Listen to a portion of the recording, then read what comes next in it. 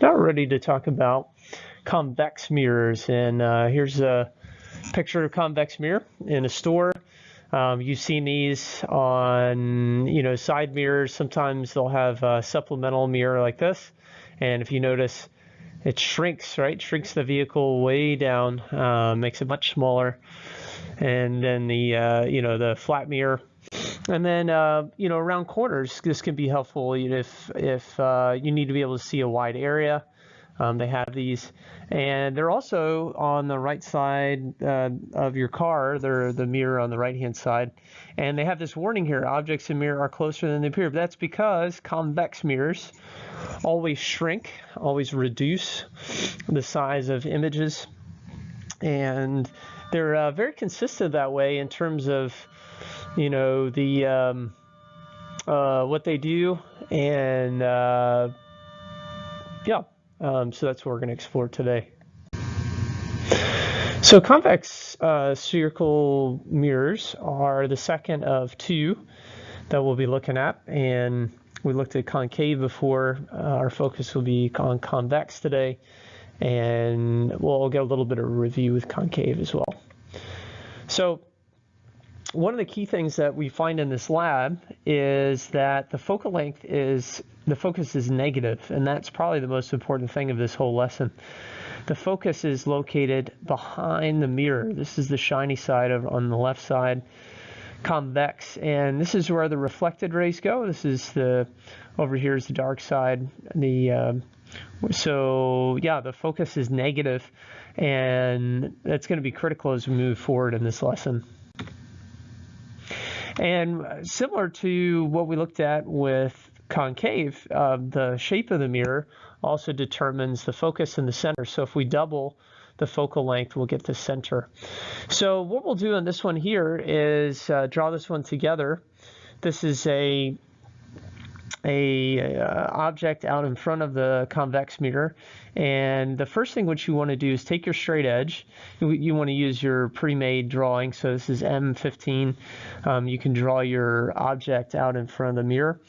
The first ray that you'll draw is from the tip, then it hits, and then what will happen is that ray will shoot out.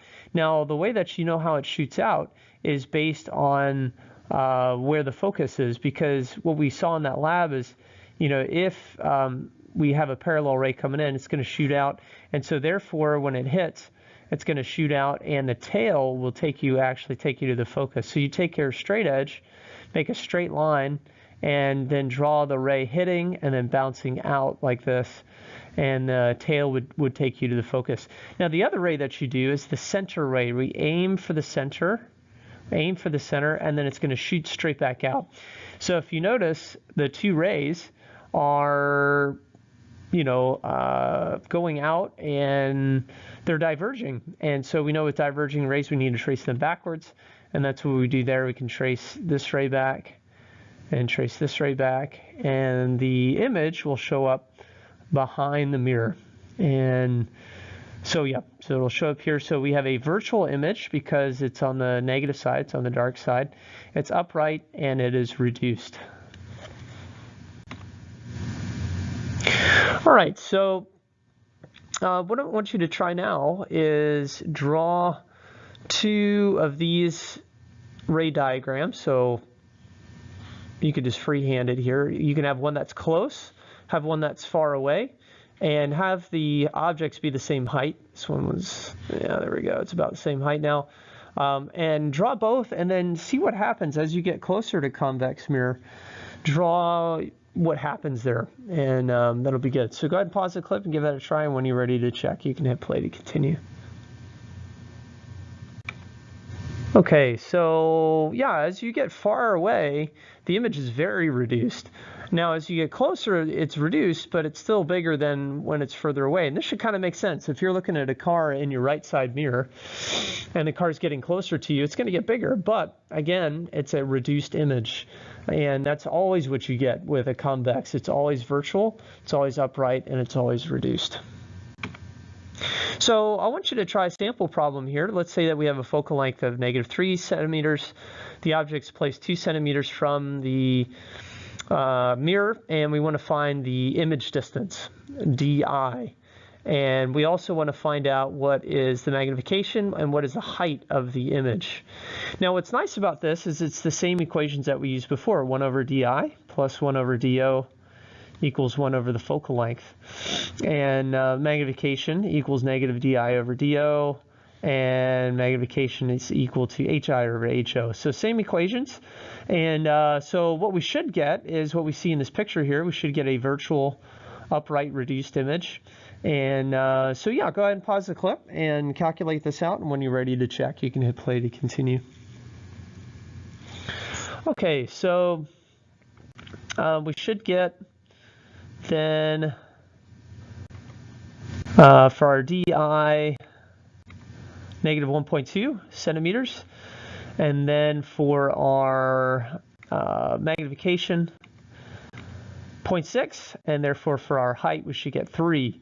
So that should make sense. You know that it's located behind the mirror, negative 1.2, so it's back here, and the magnification is 0.6, it's 60%, and then the height is 3 centimeters tall as compared to the original, which was 5.